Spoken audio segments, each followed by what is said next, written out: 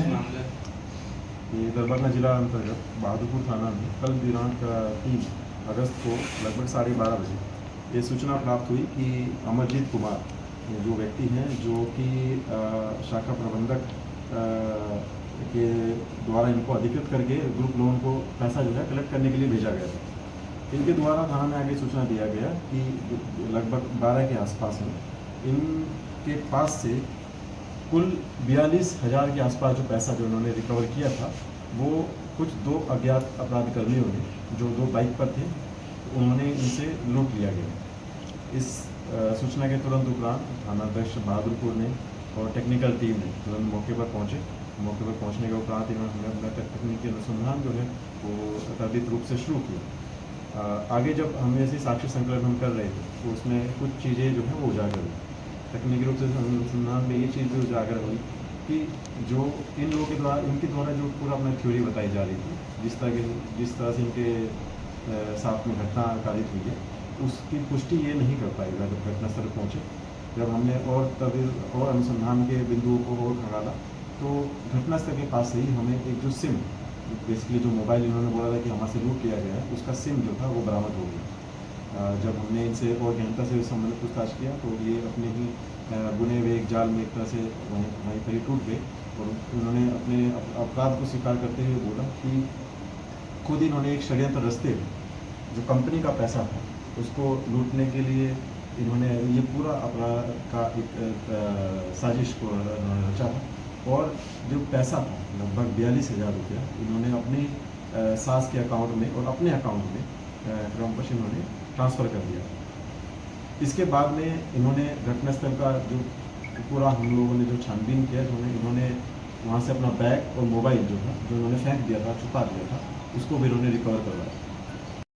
आगे एक और बात को स्वीकारा कि पतोर थाना अंतर्गत दिनांक 2 जुलाई को एक घटना हुई थी जिसमें भी इन्होंने इसी तरीके का ही एक अपराध का सूचना जो थी वो पतोर थाना को दी थी और बोला था कि मेरे साथ वहाँ पे वैसे लूट हुई है।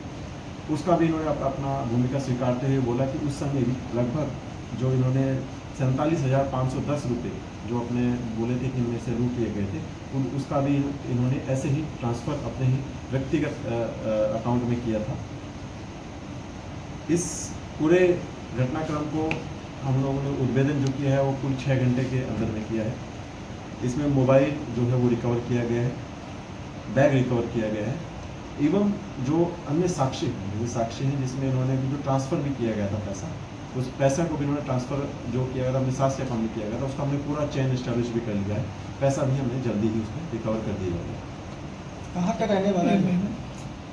ये जो व्यक्ति है थाना कर्जा पड़ता है मुजफ्फरपुर के वहाँ के रहने वाले हैं। किस कंपनी में ये कार्यरत है? एजेंट के तौर पे काम कर रहा है। ये पिरामिड एक लोन स्कीम है। अच्छा सर, अमाउंट का जो है हेरा फेरी बताया गया। पहले इन्होंने 42,800 रुपये का जो इन्होंने कल कलेक्ट किया था उसका किया था और इसके अतिरिक्त जो पहले जो 1 महीने पहले की जो घटना थी 2 जुलाई की उसमें उन्होंने 47,510 रुपये का किया। ये जो आपराधिक इतिहास भी रहा है अभी तक आपराधिक इतिहास जो सामने आया है उसमें जो पतोर वाला मामला है वो उजागर हो गया है। इसके अतिरिक्त जो और भी अगर कोई आपराधिक इतिहास इस तरह की गतिविधियों को इन्होंने अगर अंजाम दिया है तो उसको हम खंगाल लें। सर क्या लग रहा है इसके साथ कुछ और भी लोग इन्वॉल्व होंगे? ये अभी तक तो चीज़ स्पष्ट नहीं हुई है, अकेले ही रूप से अभी तक अपनी भूमिका स्वीकारते हैं लेकिन अगर किसी और की भूमिका आती है तो हम उनको आगे जो छानबीन है उसमें उनका पार्टनर किया जाएगा। सर, कल वाली घटना में इसने जगह जो बताया था कि जहाँ पे ये कांड हुआ है वो जगह क्या थी सर?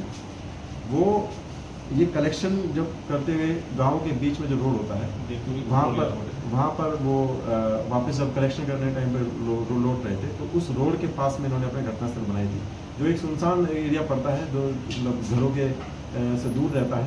तो उन्होंने वहाँ पर एक घटनास्थल बनाया और अपना जो थ्योरी को एस्टेब्लिश करने के लिए वहाँ आसपास के जो गांव हैं जो दुकान वाले हैं उनको जाके बोलने भी लगे कि मेरे साथ ऐसे ऐसे घटना हो गया ताकि वो लोग भी इनकी बात पे थोड़ा विश्वास करें और जब पुलिस आगे उनसे पूछताछ करे तो वो लोग भी इनकी जो थ्योरी को दोबारा दोहराएं। कलेक्शन जो था सर इसके पास वो कैश में था क्या?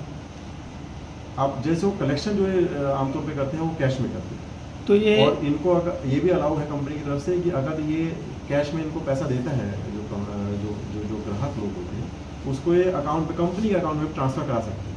लेकिन इन्होंने कल की जो इन्होंने कलेक्शन था इसमें इन्होंने पहले से क्योंकि ये षड्यंत्र रच लिया था तो इन्होंने कुछ 15,000 जो था वो अपने ही अकाउंट में ट्रांसफ़र करा दिया, जो बाकी जो था इन्होंने कैश में लिया और कैश को फिर बाकी बाद में जाके एक साइबर कैफ़े के माध्यम से इन्होंने अपने किसी एक परिजन जो है उनके सास जो है उनके अकाउंट में ट्रांसफ़र करा दिया। ये सर लोन का जो मामला है कभी बहुत संगीन है, क्या ये जो कंपनी है ऑथराइज्ड है या सर इसका कुछ बारे में? अभी तक इसमें हमने छानबीन नहीं की है और अभी तक जो हमारा जो केंद्रीय बिंदु था वो ये था कि जो लूट बेसिकली जो कारित हुई है उस पर हम डिटेक्शन करना, कंपनी के रेस्पेक्ट में अगर कोई हमें शिकायत प्राप्त होती है तभी उसको निशाना बनाया जा रहा है। इस संबंध में सर पुलिस से क्या स्टेप लेने वाले? जैसे कि गृह भेदन कई बार होता है कि जब लोग अपने घर से दूर चले जाते हैं और सूचना नहीं देते थानों को, तो गृह भेदन की जो घटनाएं हैं वो ज़्यादा कारित होती हैं और उसमें क्योंकि कई बार होता है कि 1-2 महीने के लिए लोग बाहर रहते हैं और बताते भी नहीं है किसी को भी कि हम वापस नहीं आ रहे हैं कुछ दिनों के लिए, तो हम लोगों को भी पता नहीं लग पाता है। 1-2 महीने के बाद में CCTV फुटेज वगैरह कुछ भी हम लोगों को भी रिकवर नहीं हो पाते। तो ये एक मुख्य कारण होता है, कई बार होता है जो आपराधिक गतिविधियाँ बढ़ जाती हैं गृह भेदन के संबंध में। हम लोगों ने इसमें टीम बनाई हुई है, जो हमारी टीम है तकनीकी रूप से भी, तकनीकी हमें शाखा जो है DIU से बोलते हैं, तो वहाँ पे भी हमने टीम बनाई है और टीम जो है वो एक्टिव रूप से उसमें काम कर रही है। जो हाल फिलहाल की भी घटनाएँ हुई हैं उसमें हम लोग जल्द ही सक्सेस प्राप्त हुए। देखा जा रहा है सर, ऐसी भी खबर आ रही है कि कल ही जो है जाले, सिंगवाड़ा और बेनीपुर इन सभी जगहों पे जो है करीब जाले सिंगवाड़ा में बताया जा रहा है 8 से 10 घरों में चोरी हुई है, बेनीपुर में भी कुछ चोरी हुई है, मनीगाछी में भी चोरी हुई है। ये जो आप ये फिगर बता रहे हैं इसकी तो मैं पुष्टि नहीं करता हूँ,